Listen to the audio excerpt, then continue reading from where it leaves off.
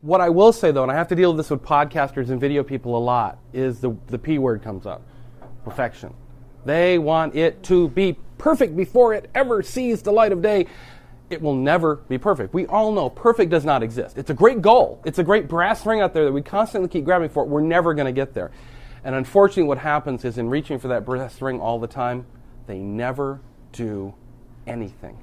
They totally abandon all the benefits they might get from all forms of new media, whether it's blogging or podcasting, whatever, waiting for perfection. And I always say, I have a theater degree.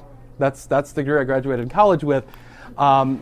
I worked in the costume shop as part of my theater degree.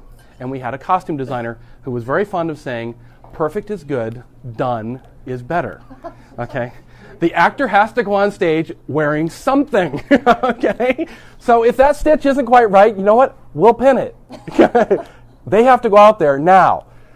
That is something I took to heart back in the early 80s when I was in college. Yeah, perfection is something we reach for, knowing we'll never get there. But up until the point, we search for perfection up until the point where it prevents us from actually doing something. So that is the balance you have to strike.